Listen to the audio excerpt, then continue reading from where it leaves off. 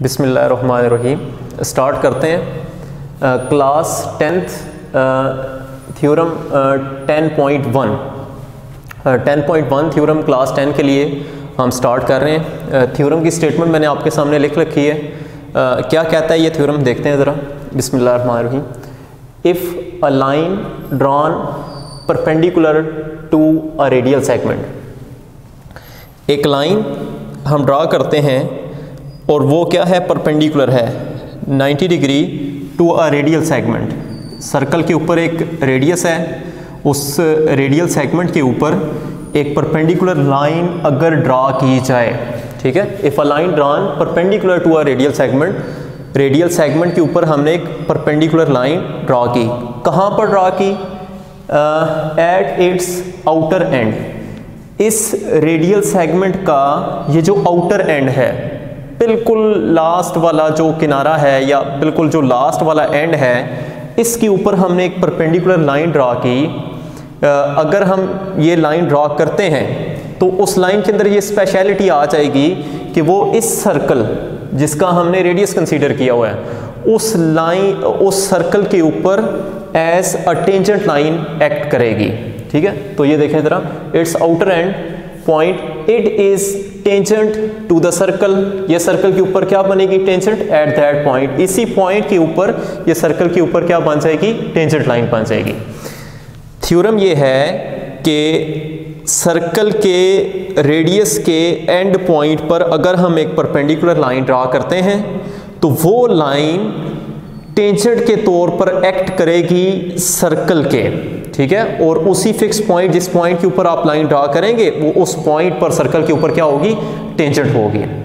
अब थोड़ा सा मैं आपको बता देता हूँ कि टेंजेंट लाइन होती क्या है, एक सीकेंट लाइन भी होती है। तो टेंजेंट लाइन ऐसी लाइन को कहते हैं, ये देखें ज़रा, अगर आपके पास एक कर्व है, सपोज ये कोई आपके पास कर्व है, इस कर्व के ऊपर एक ऐसी लाइन जो जस्ट इस कर्व को एक पॉइंट पर टच करे। ये कैसी लाइन है जो जस्ट इस सिंगल पॉइंट के ऊपर क्या करके जा रही है? कर्व को टच करके जा रही है। मींस आप इस कर्व का और इस लाइन का कॉमन पॉइंट निकालें या इंटरसेक्शन पॉइंट निकालें तो आपके पास जस्ट एक पॉइंट हो। ऐसी लाइन को जो किसी कर्व को टच करके जाए जस्ट एक पॉइंट पर, this line is known as the tangent to the curve at that point, and this point is known as point of tangency. इस पॉइंट को पॉइंट ऑफ टेंजेंसी कहते हैं। इस लाइन को हम क्या कहेंगे? टेंजेंट लाइन कहेंगे। ऑन द अदर हैंड, अगर कोई ऐसी लाइन है जो कर्व को दो पॉइंट पर कट करती है, ये देखें जरा, अगर ये एक लाइन है, ये कर्व को इस पॉइंट के ऊपर भी कट करके जा रही है और इस पॉइंट के ऊपर भी कट करके जा रही है, तो इस लाइन को हम कहेंगे कि ये हमारे पास सीकेंट लाइन है, ठीक है। तो वहां पर जो हमने थ्योरम के अंदर रिजल्ट प्रूव करना है, हमने लाइन जो कि रेडियल के आउटर एंड पर परपेंडिकुलर है, उस लाइन को हमने टेंजेंट लाइन शो करना है।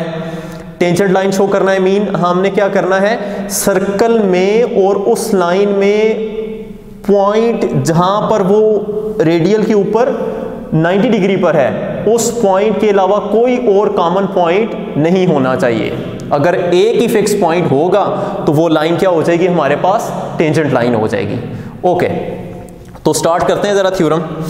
एक दफ़ा मैं ज़रा सारे थ्योरम का एक ओवरव्यू देता हूं कि हमने इसको किस तरह से प्रोसीड करना है। ये हमें गिवन है कि ये रेडियल सेगमेंट है और रेडियल सेगमेंट के ऊपर ये जो लाइन है ये परपेंडिकुलर है। सपोज हम सेंटर ऑफ द सर्कल को O का नाम दे देते हैं और इस रेडियल सेगमेंट का जो आउटर एंड पॉइंट है, ये वाला पॉइंट, जिस पॉइंट के ऊपर ये लाइन 90 डिग्री का एंगल बना रही है, इस पॉइंट को सपोज हम नाम दे देते हैं A का, और इस लाइन का भी नाम रख लेते हैं। ये जो लाइन है हमारे पास, लाइन की लेंथ इन्फिनिट होती है दोनों साइड पर, ये इन्फिनिट लेंथ की लाइन है हमारे पास। इस लाइन का नाम हम रख लेते हैं BC। अच्छा, ये जो लाइन BC है आपके पास, ये रेडियस के आउटर एंड A पर परपेंडिकुलर है, मींस इन दोनों के दरमियान राइट एंगल है। अब हमने शो ये करना है कि ये इसी पॉइंट A के ऊपर सर्कल के साथ टेंजेंट के तौर पर एक्ट करती है या एज अ टेंजेंट बिहेव करेगी। अब हमने इसको प्रोसीड कैसे करना है? हम कंसीडर ये करेंगे कि नहीं भाई ये जो लाइन है वो एक पॉइंट पर नहीं बल्कि एक से ज़्यादा पॉइंट पर क्या करती है, सर्कल को कट करती है। ठीक है, हम एक से ज़्यादा पॉइंट ले लेंगे कि इसमें से पास करती है। पता चलेगा जब हम कैलकुलेशन करेंगे तो हमें आइडिया होगा कि वो जो पॉइंट हम कंसीडर करेंगे वो सर्कल के ऊपर लाई नहीं करेगा। हम लाइन के ऊपर एक पॉइंट लेंगे और ये सोचने की कोशिश करेंगे कि शायद ये लाइन एक से ज़्यादा पॉइंट में से पास कर रही है। तो वो अगर एक से ज़्यादा पॉइंट में से पास करेगी तो वो तो टेंजेंट लाइन रहेगी नहीं। टेंजेंट लाइन की डेफिनेशन ये है कि वो एक ही पॉइंट के ऊपर टच करके जाती है। तो हम कंट्राडिक्शन लेंगे, हम कहेंगे नहीं भाई एक पॉइंट में से नहीं टच करके जाती, एक से ज़्यादा पॉइंट में से कट करके जा रही है। तो पता चलेगा वो जो हम दूसरा पॉइंट लेंगे वो सर्कल के ऊपर लाई ही नहीं करेगा। ओके, तो देखें ज़रा, इसको प्रोसीड करते हैं। सबसे पहले हमें जो गिवन डाटा है वो हम लिख लेते हैं। गिवन क्या है? सर्कल, हमारे पास एक सर्कल है विथ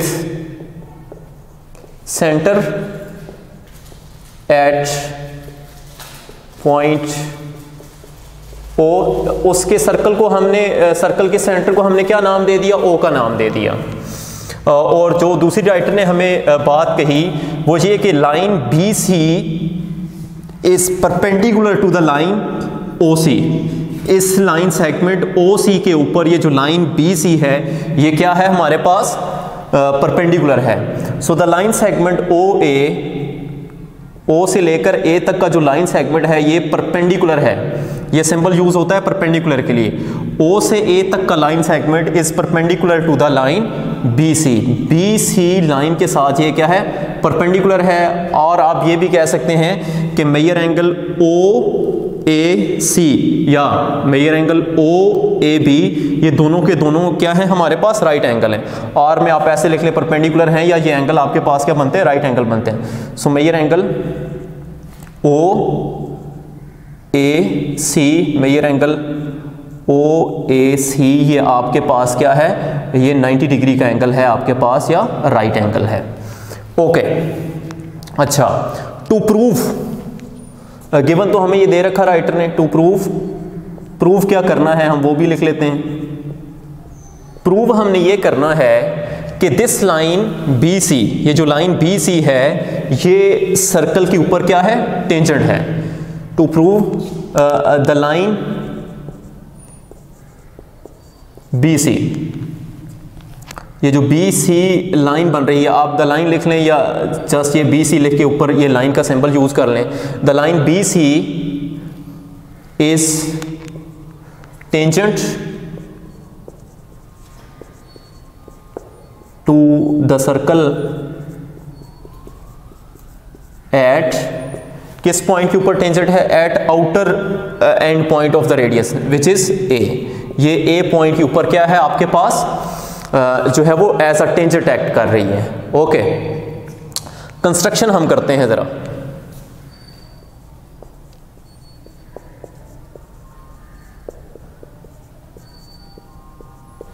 कंस्ट्रक्शन हम कैसे करेंगे ये जरा ध्यान से देखना है आपने पॉइंट। हम मैथमेटिक्स में जो भी चीज़ प्रूव करनी हो हम उसका उल्टा सपोज कर लेते हैं। हम कहते हैं भाई ये टेंजेंट लाइन नहीं है, एक पॉइंट से नहीं बल्कि एक से ज़्यादा पॉइंट में से पास कर रही है। On contrary suppose that another point, हमने ओ भी नाम दे रखा है, ए बी, बी बी और सी बी। एक और पॉइंट यहाँ पर हम डी सपोज कर लेते हैं। हम क्या कर लेते हैं? ये पॉइंट डी सपोज कर लेते हैं। और ये जो लाइन है वो पॉइंट डी में से क्या कर रही है? पास कर रही है। ओके, तो हमने एक पॉइंट डी सपोज कर लिया। Suppose the point D on the line B C, हम बी सी लाइन के ऊपर एक पॉइंट डी सपोज कर लेते हैं। Suppose point D on the line B C line के ऊपर आपने जो है वो पॉइंट सपोज कर लिया डी, और साथ ही साथ हम क्या करते हैं? डी सपोज कर लिया, ठीक है। और साथ ही साथ हम क्या करते हैं? इस पॉइंट ओ को डी के साथ क्या कर लेते हैं? ज्वाइन कर लेते हैं। ज्वाइन ओ टू डी, इस पॉइंट O को D के साथ हम क्या कर लेते हैं, ज्वाइन कर लेते हैं। ओके,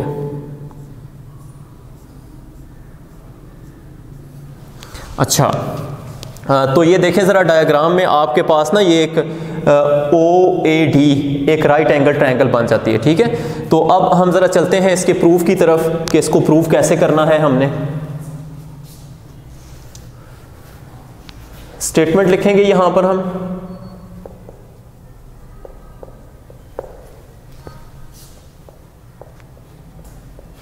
और यहां पर हम इसका जो है वो रीज़न प्रोवाइड करेंगे।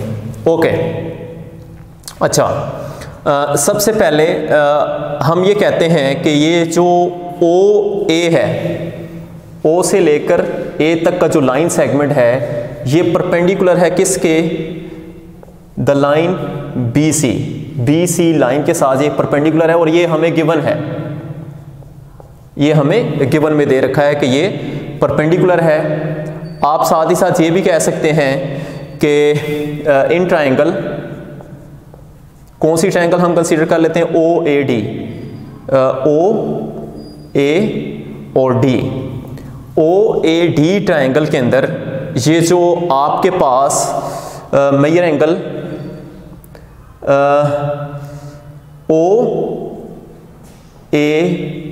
OAD है, ठीक है, ये जो आपके पास एंगल एट पॉइंट A बन रहा है, ठीक है, ये आपके पास क्या है, ये 90 डिग्री का एंगल है, या चलें कह लें राइट एंगल है। अब जब राइटर ने ये दे रखा है हमें कि ये दोनों लाइंस आपस में परपेंडिकुलर हैं, तो ये एंगल आप इसको OAC कहें या OAD कहें, मींस जो सेंटर में होता है वो एंगल होता है। तो पॉइंट A पर जो एंगल है आपके पास वो क्या है, 90 डिग्री का एंगल है या राइट एंगल है। तो ये भी आपको जो है वो गिवन में दे रखा है। अच्छा, अब जरा ध्यान से देखिएगा, पॉइंट O पर जो एंगल बन रहा है इसका नाम चलें अगर हम रख लेते हैं अल्फा, और पॉइंट D के ऊपर जो एंगल हमारे पास बन रहा है इसका नाम हम रख लेते हैं बीटा, ठीक है। Sum of internal angles of triangle हमें ये पता है किसके इक्वल होता है, 180 के इक्वल होता है। Alpha plus beta plus major angle OAC is equal to 180। अगर आपके पास ये 90 डिग्री का एंगल है तो बाकी इन दोनों का सम क्या होगा, 90 होगा, ठीक है। अल्फा प्लस बीटा जो है वो आपके पास किसके इक्वल आ जाएगा, 90 डिग्री के इक्वल आ जाएगा। अच्छा, बिकॉज इसकी रीजन ये है, because sum of internal angles of triangle is equal to 180। हमें ये पता है कि अल्फा प्लस बीटा प्लस ये जो major angle major angle OAD है, इन सारों का सम जो है वो किसके इक्वल है, 180 के। और हमें ये पता है OAD जो एंगल है वो 90 है, तो आप यहां पर इस एंगल की वैल्यू पुट करें 90, ये इधर आकर के सब्ट्रैक्ट होगा, तो अल्फा प्लस बीटा इन दोनों का सम किसके इक्वल आ जाएगा, आपके पास 90 के इक्वल आ जाएगा। अच्छा, मेजर एंगल अल्फा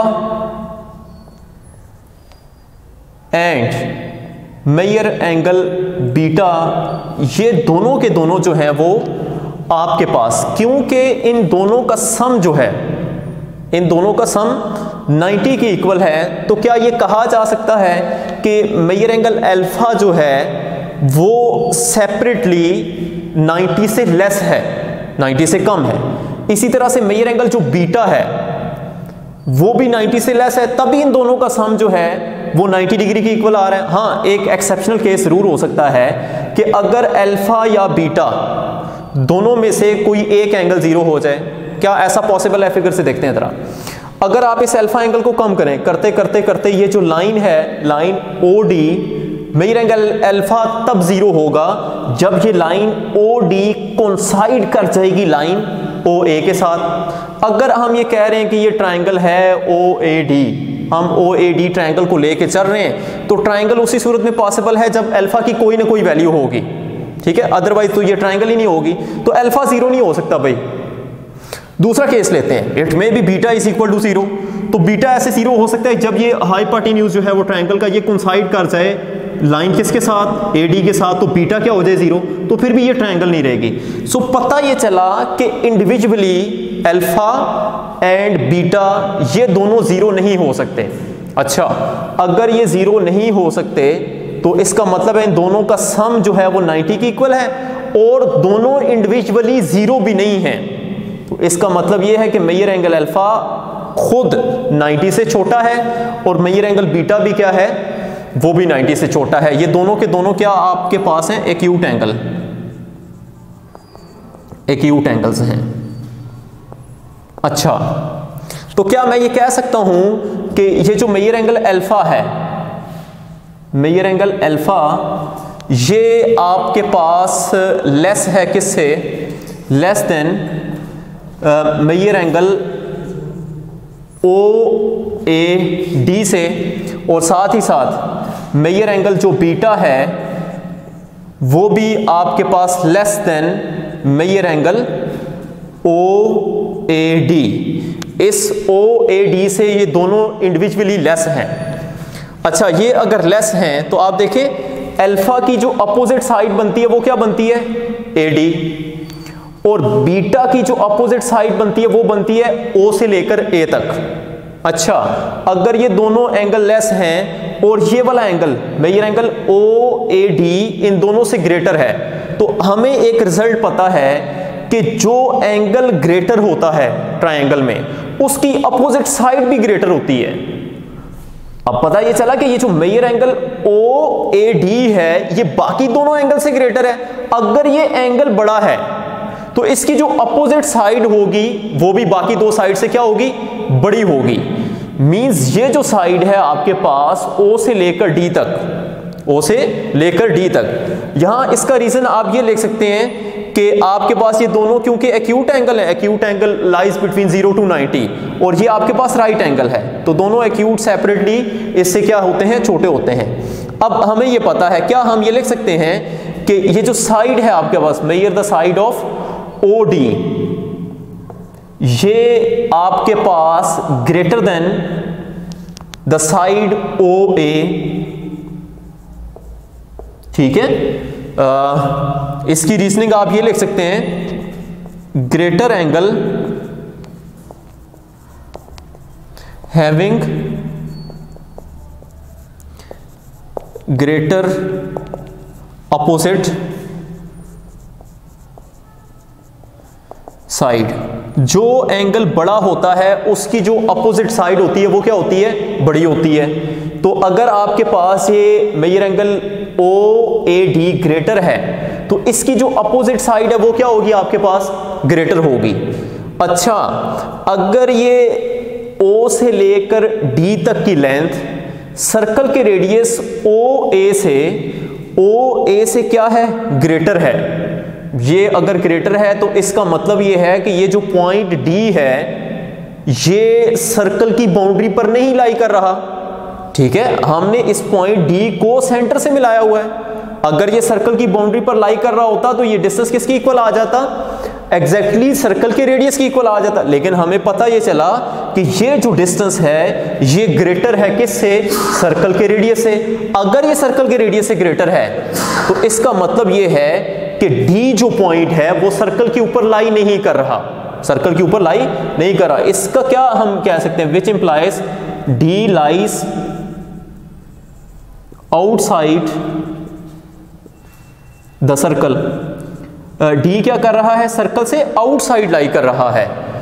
अच्छा, हमने किया ये कि एक पॉइंट A के अलावा एक और पॉइंट D कंसीडर किया और सोच के ये चल रहे हैं कि शायद ये लाइन पॉइंट D में से भी पास कर रही है और वो पॉइंट D भी सर्कल के ऊपर लाई कर रहा है। ये लाइन टेंजेंट नहीं है, हमने ये माना कि शायद ये सेकंड लाइन है, किसी और पॉइंट में से भी पास कर जाती है और वो पॉइंट जो है वो सर्कल की बाउंड्री के ऊपर लाई करेगा। लेकिन कैलकुलेशन हमें ये बता रही है कि ये जो पॉइंट D है, हमने ये देखा कि ये तो ग्रेटेस्ट एंगल का अपोजिट साइड बन जाती है, वो ग्रेटर है, और जो हमने साइड दूसरी जिससे हम कंपेयर कर रहे हैं वो तो सर्कल का रेडियस है। इसका मतलब ये है कि ये पॉइंट D सर्कल से बाहर लाई कर रहा है। अगर ये सर्कल से बाहर लाई कर रहा है तो भले इसमें से लाइन पास करती रहे, उसकी टेंजेंट होने पर तो कोई फर्क नहीं पड़ेगा, वो लाइन स्टिल क्या रहेगी, आपके पास टेंजेंट ही रहेगी।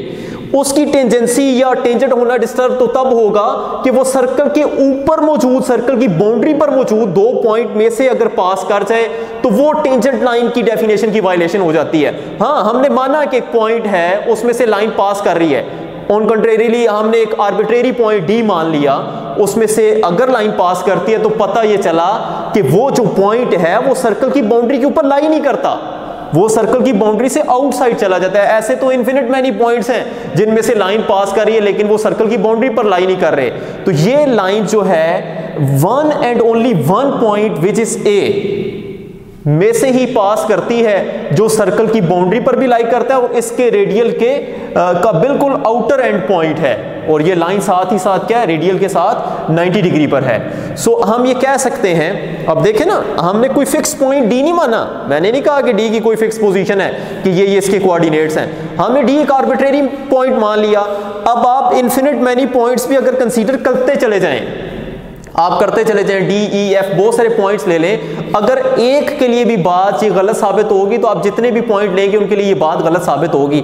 आप सोचेंगे ये कि एक और पॉइंट लेते हैं, मे बी ये लाइन के ऊपर भी लाई करे और सर्कल के, आप इवन देन इसके करीब तरीन भी अगर कोई पॉइंट ले लेंगे और ये प्रूव करने की कोशिश करेंगे कि ये पॉइंट जो है ये लाइन दो पॉइंट में से पास कर रही है, मीन्स ये डी अगर आप इसके क्लोजर भी लेंगे और आप ये प्रूव करने की कोशिश करेंगे कि ये जो पॉइंट है सर्कल के ऊपर भी लाई करता है और लाइन के ऊपर भी लाई करता है, और ये ट्राई करने की कोशिश करेंगे कि हम लाइन को इन दोनों पॉइंट में से पास कर दें, तो पता ये चलेगा वो जो आप डी पॉइंट लेंगे उसका सेंटर से डिस्टेंस ग्रेटर हो जाएगा। जब डिस्टेंस ग्रेटर होगा तो वो पॉइंट जो आप सोच रहे होंगे नहीं भाई हाँ सर्कल के ऊपर लाई कर रहा है, वो सर्कल से क्या करेगा, आउटसाइड लाई करेगा। तो सर्कल से आउटसाइड लाई करते हुए इन्फिनिट मैनी पॉइंट में से लाइन पास करती रहे, इससे कोई फर्क नहीं पड़ता।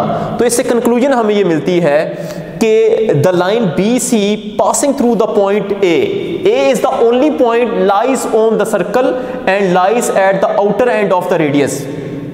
ये सर्कल के ऊपर लाई करने वाला सिर्फ एक ही पॉइंट है जिसमें से ये लाइन पास करती है, और अगर एक ही पॉइंट में से ये लाइन अगर पास करती है तो ये लाइन क्या हो जाएगी, इस सर्कल के ऊपर टेंजेंट हो जाएगी। तो यहां पर हम लिख लेंगे कि A is the only point lies on the circumference of circle then passing through the line B C on this point. ठीक है, तो हमारे पास क्या होगा, ये एक ही पॉइंट होगा जिसमें से ये लाइन क्या करेगी, पास करेगी। तो मैथमेटिक्स में कभी भी आपने कोई प्रूफ करना हो तो उसमें ज्यादातर हम ये कंट्राडिक्शन मेथड अडॉप्ट करते हैं। हम कहते हैं अच्छा हमने इसको टेंजेंट शो करना नहीं, हम मानते हैं कि ये टेंजेंट लाइन नहीं है बल्कि ये दो पॉइंट में से पास कर रही है। तो जब हमने इसको दो पॉइंट में से पास कराया तो हमें पता ये चला कि वो जो दूसरा पॉइंट है वो सर्कल की बाउंड्री के ऊपर ही लाई नहीं करता। वो कैसे की कैलकुलेशन, हमने एक राइट एंगल ट्राइंगल बनी तो बाकी दो एंगल जो थे वो एक्यूट थे और एक जो था वो राइट एंगल था, तो हमें पता चला कि हाँ राइट एंगल की जो अपोजिट साइड, राइट एंगल बड़ा है एक्यूट एंगल से तो उसकी साइड बड़ी होगी, इस वजह से पॉइंट डी जो है वो अगर ज्यादा डिस्टेंस पर मौजूद है, रेडियस से ज्यादा डिस्टेंस पर, तो इसका मतलब है कि वो सर्कल की बाउंड्री से बाहर साइड है। तो इस वजह से ये लाइन इस पॉइंट में से तो पास करती है लेकिन ये इसके टेंजेंट होने को डिस्टर्ब नहीं करती। इसी के साथ कन्वर्स स्टेटमेंट के साथ 10.2 थ्योरम है आपके पास, उसको आपने जरा खुद देखना है, इसी का कन्वर्स है तकरीबन। क्या है उसमें स्टेटमेंट ये होगी कि अगर ये लाइन टेंजेंट है तो आपने ये शो करना होगा कि रेडियल सेगमेंट के साथ ये 90 डिग्री का एंगल बना रही है। उसको ज़रा आप घर पे ट्राई करिएगा और अगर कोई कन्फ्यूजन हुई तो क्लास में आप मुझसे डिस्कस भी कर लीजिएगा। बस इतना ही आज के लिए, अल्लाह हाफिज़।